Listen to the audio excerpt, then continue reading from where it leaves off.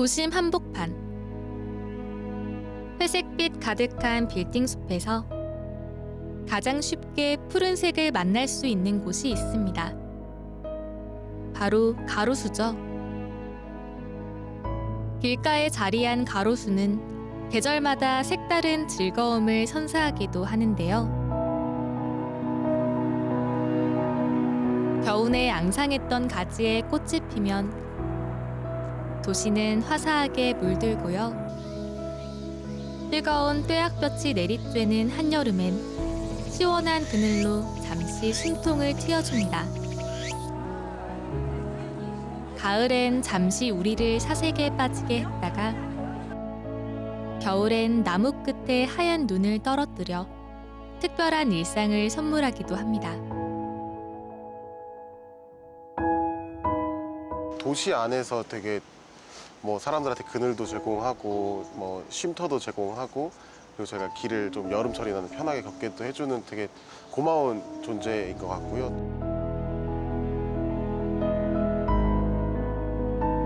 저는 가로수가 있는 곳에서 산책하는 걸 굉장히 좋아하거든요. 그 마음이 편해지는 거를 느낄 수 있으니까 편안함 속에서 더 생각할 수 있고 또 누군가와 함께 걸으면 그 사람과도 기분이 좋고. 여기가 한 복판 도시인데 저렇게 나무가 있어가지고 간판을 가리는 거는 조금 불편해요. 가로수를 향한 다양한 시선들. 가로수는 대체 왜 있는 걸까요?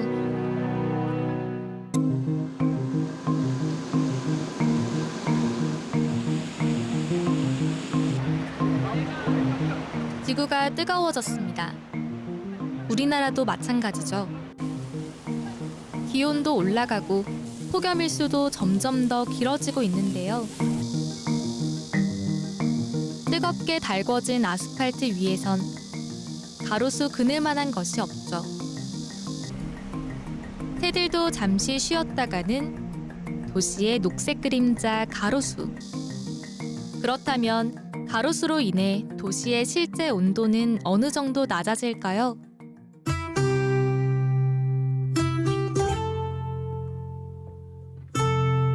데프리카로 불리는 대구를 찾았습니다. 곳곳엔 가로수가 가득한데요.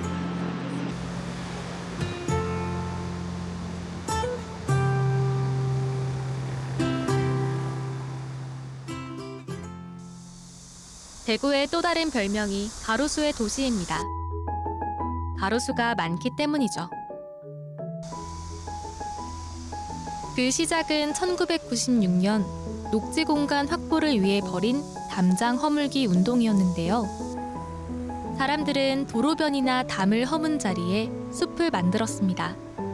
그렇게 심은 나무만 4,725만 그루, 가로수는 22만 7천 그루였죠. 이곳에서도 유독 눈에 띄는 곳이 있습니다. 230여 그루의 가로수를 이중으로 심어 조성한 길인데요. 효과는 있을까요? 작년 8월 초 기준으로 봤을 때 한 35.5도까지 올라왔습니다. 그때 봤을 때 나무가 없는 곳은 한 55도 정도 나오는데 저희 국채보상로 여기에서 온도를 쟀을 때는 한 33도 정도 온도가 내려가는 걸로 확인되었습니다.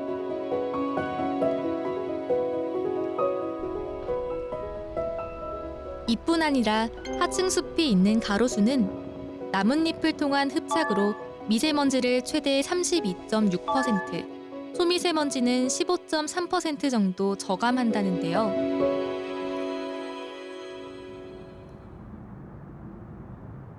조별 발표자는 또 따로 했습니다. 그럼 가로수의 가치를 돈으로 환산했을 때는 얼마나 될까요? 이를 알기 위해 다양한 사람들이 한 곳에 모였습니다. 미국에서 개발한 아이트리는 나무가 우리에게 주는 환경적 가치, 이산화탄소를 흡수하고 저장하며 홍수를 조절해주는 등의 가치가 경제적으로 어느 정도 되는지 수치화시켜서 보여주는 프로그램인데요. 우리나라도 2018년부터 이를 바탕으로 산림의 가치를 평가하고 있습니다. 나무값을 측정하기 위해 기본 조사부터 해야 합니다. 직경 28.3입니다. 8.3이요. 나무의 흉고, 나무의 키인 수고, 수관폭, 수종 등을 조사해 입력하는데요. 이 자료에 기상자료와 대기오염 물질 등까지 고려해서 나무의 경제적 가치를 산출해내는 거죠. 보통 우리나라에서 1헥타당 한 4천만 원, 4,600만 원 정도의 값어치가 있는 것으로 1년에 계산을 해내는데 이 세 가지 기능으로만 봤을 때 세 가지는 이제 이산화탄소 저감, 대기오염 물질 흡수, 그다음에 홍수 조절 이 세 가지 기능으로만 봤을 때도 작지만 그 정도의 역할을 한다라는 부분을 알 수가 있습니다. 물론 보완할 점도 많답니다. 경관에 대한 가치라든지 그런 것들이 빠져 있어서 그런 것들도 앞으로 조금 정량화돼서 추가될 수 있다고 하면 아마 지금 이 조사를 통해서 나오는 그런 가치의 양보다 더 큰 가치를 가지고 있지 않을까 해서.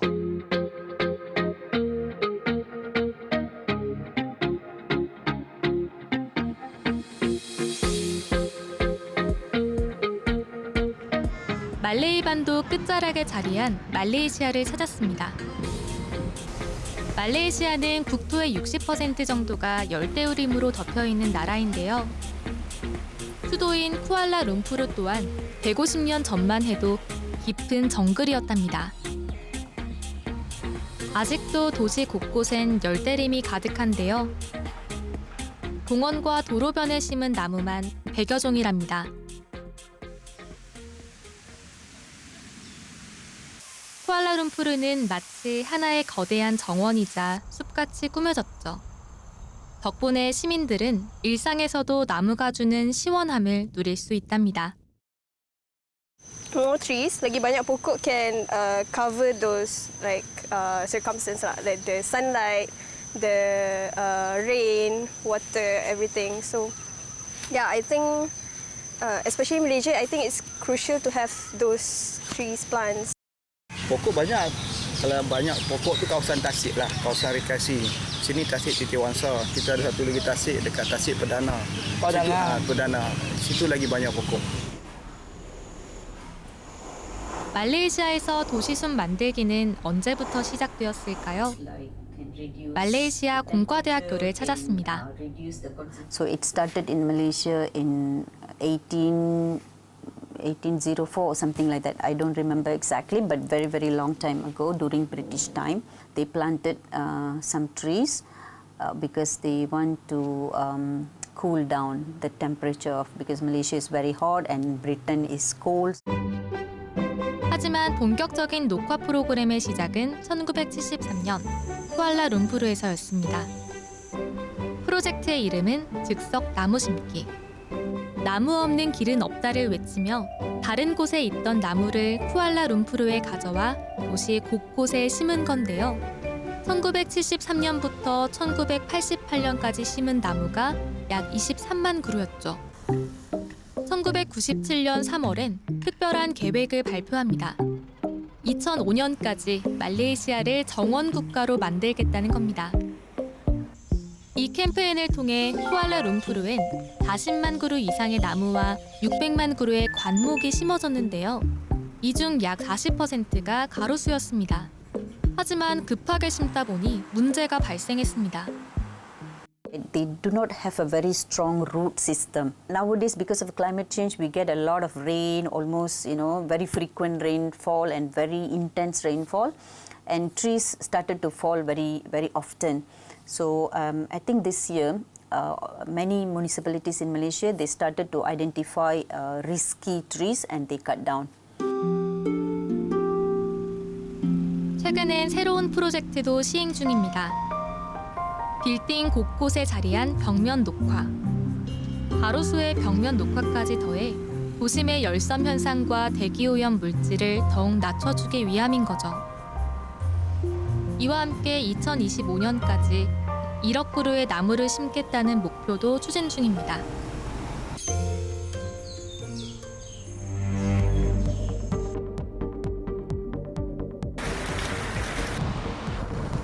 가로수, 장점만 있는 건 아닙니다. 길가에 자리한 가로수는 자칫 한순간에 많은 이들을 덮치는 위험 수목으로 변하기도 하는데요.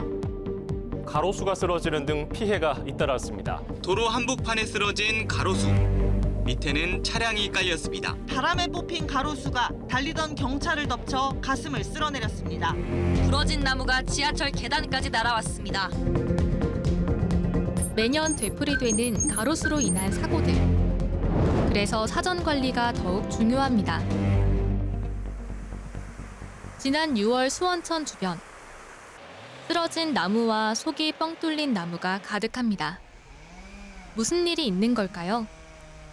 현재 전국에는 식재된 지 35년 된 이상 수목이 100만 그루 정도 있습니다. 그래서 이러한 대형 수목을 안전 진단할 필요성이 있어 산림청과 지자체 담당자, 그다음에 수목 전문가 분들로 구성된 조사반을 통하여 픽부수 장비라는 비파괴 안전 진단 장비를 통하여 수목 진료 후 위험 요소를 제거하는 이런 사항을 하고 있습니다.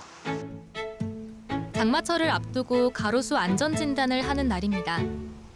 먼저 평소 지자체에서 관리해온 가로수 중 위험 요소가 파악된 것들을 대상으로 1차적으로 진단을 실시하는데요.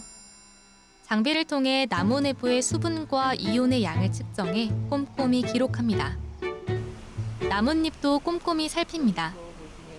끝맴이라 그래서 여기 보시면은 이렇게 여기 이제 보시면 이렇게 점 같은 것들이 물 같은 것들이 있는데 끈적끈적한 것들이 전부 다 이제 이 영양분을 먹고 싼 배설물이거든요. 그러면 나무가 쇠약해지기 때문에 이러한 그 병해충 전부 다 같이 조사를 합니다. 나무 속이 썩지는 않았는지도 확인하는데요. 나무 속이 썩어 구멍이 생겼다면 태풍 등에 쉽게 쓰러질 수 있기 때문이죠. 한쪽으로 확 기울어진 나무도 있습니다. 이 나무는 장비를 이용해 나무 내부를 측정하는데요. 기둥에 센서를 연결시켜 음파의 속도를 측정해 썩은 부분이 있는지 확인하는 거죠. 여기 지금 중앙에 파란색으로 확인되는 이 부분이고 여긴 지금 공동이 있다라고 생각이 들고 이제 붉은색으로 가면 갈수록 이제 부후가 진전되고 있다. 초록색은 초기 부후라고 보여지고 있습니다. 이렇게 심하게 썩은 나무는 쓰러질 수 있어 바로 제거합니다.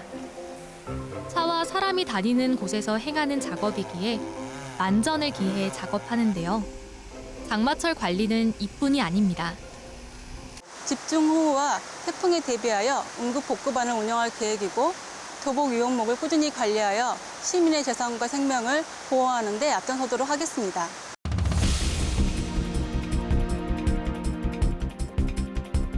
가로수로 인한 민원도 꾸준히 발생하고 있습니다. 간판을 가린다, 냄새가 난다, 위험하다, 불편사항도 갖가지.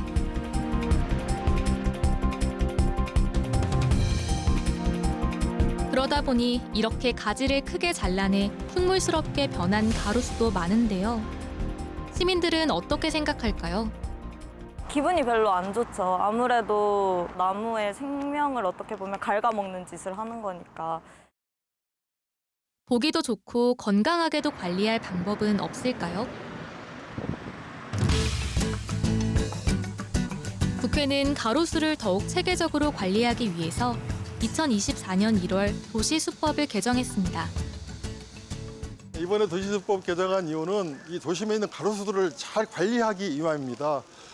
첫 번째는 35년 이상 된 이런 오래된 나무들은 매우 안전에 위험합니다. 태풍에 쓰러지고 그래서 우리 시민들에게 위협적인데요. 이런 오래된 나무들을 잘 안전관리를 할 수 있도록 그렇게 조치를 취했고요. 두 번째는 새로 심어질 나무들인데 이런 나무들은 적재적소에 그 지역에 맞는 나무들이 있습니다. 이런 나무들을 적재적소에 심기 위한 심의위원회를 둬서 전문가가 포함된 심의위원회를 둬서 잘 관리하긴 체계적인 계획 속에 가로수를 관리할 수 있는 그런 법안이라고 보시면 되겠습니다.